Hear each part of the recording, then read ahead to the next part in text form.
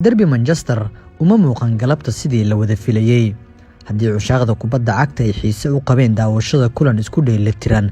cagsigeeda mid barxan ayaa waqtiga lagu lumiyay gigada ciyaaraha Etihad labada kooxood ee United City midna safar dheer uma aysan soo galin si ay ugu ciyaarto ilaa waa mid ku yaala isla magaalada balse koox qura ayaa lagu bahdilay oo si loo dab saaray ciwaanka qura ee ciyaartan laga qori karo waa in City ay xaqday dhagtana dhiiga u dartay naadiga United tan dambe looma naxariisan 6 gool ayaana shabaqooda lagu talay waxaana qaar kamid ah taageerayaashooda ay ka tageen garoonka Etihad qaybtii koobaad markii 4 gool kooxdooda laga dhaliyay halka kuwa kale ee shaashadaha ka daawanayay ay iska damiyeen TV-yada iyagoo fadhi ku dirarka iska aaday haddii ay koox jahwareersan tahay midda kale waa midda wacdareynayay iyadoo City aqoon ku badeed bartay kooxda shayaadiinta cascas kuwaasi oo iskeenay garoonka Etihad haddii macalinka City ay koobabka ku aruursanayso uu yahay mid timaha xirta oo bidaar leh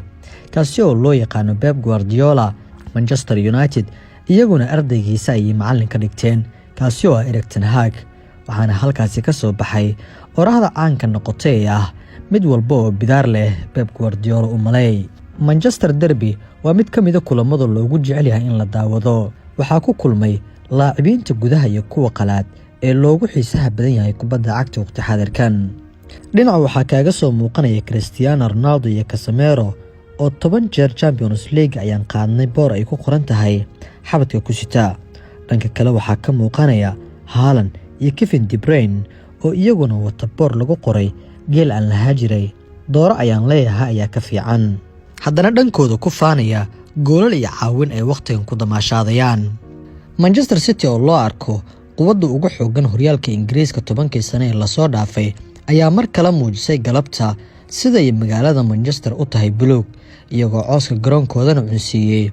kooxda Red Devils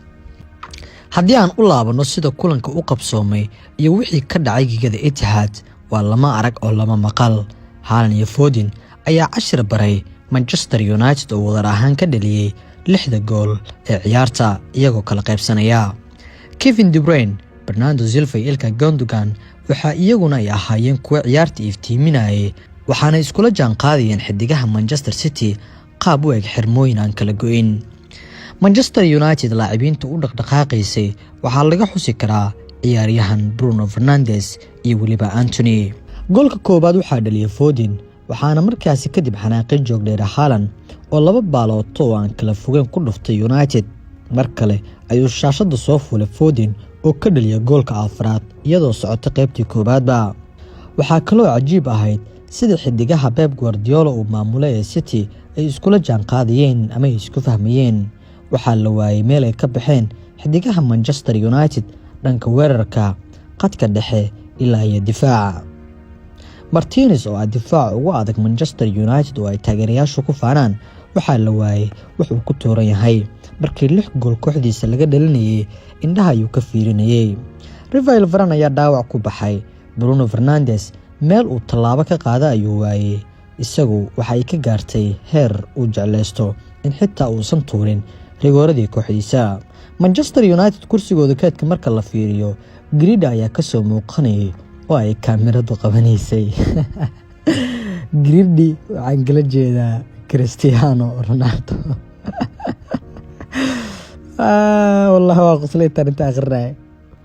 qaybta labaad Manchester City halkooda ay ka sii wadeen maamulka ciyaarta baas ayaana lagu harqaamayay wiilasha uu maamulo Erik ten Hag ee Manchester United dib oo dhaqaaq 10 ah ayaa lagu siiyay magaalo iyagu ku nool yihiin oo Manchester la yiraahdo 57 daqiiqo gool qurux badan waxa United u dhaliyay Anthony kaasi oo darbad xoogan uu ka soo tuuray meel ka baxsan xirada ganaaxa ku hubsaday shabaqa Citizens isagoo ciyaarta ka dhigay 4 gool iyo gool Pep waxa uu ciyaartoydiisa ka codsaday inay fadhiga ka kacaan mar kalena ay shaabadooda ku tulaan goolal amarka waxa qaatay xidigaha Foden iyo Haaland kuwaasi oo 2 jeer shabaqa booqday 6 gool iyo gool ayuuna kulanku noqday misadexle ay ansixiyeen xidigahan Martial oo ciyaarta bedel ku soo galay ayaa Manchester United u dhaliyay 2 gool waxaana kulanka uu ka dhigay 6 gool iyo 3 Haaland ayaa 6 gool ay United looga badiyay 5 kamid ah ku lug yeeshay 3 waa dhaliyay labana waa uu caawiyey. Foden ayaa sida uu doono ka yeeshay Manchester United, baasaskiisu waxay ahaayeen cajiib. Jack Grealish ayaa si weyn loo ammaanay qaybtii koowaad ee kulanka iyo qaybtii labaad, weliba intii ugu horeysay. Difaacyada Manchester United qalqal badan ayaa ka muuqday. Pep Guardiola kooxdiisa si degan ayay u bahdileen xidigaha kooxda United, iyadoo kooxda Erik ten Hag ay ku jirto hadda kaalinta 6, kulan baaqiyana gacanta ku haysata. Laakiin City waa awood muuqata oo aan loo dhawaan karin. Waxay hal dhibcood hadda ka hooseeyaan hogaamiyaasha horyaalka ee Arsenal. Adiga ahaan daawade ciyaarta Manchester Derby markii aad daawanaysay, goolasha laga dhalinay Red Devils ma ka qoslinayeen mise waad ka xanaaqaysay oo Manchester United ayaa taageero u tahay? ilaa dhamaadka aad nala joogtay, like sar muuqaalkeena, u share gari asxaabtaada, waad ku mahadsantahay la jaanqaadkaaga.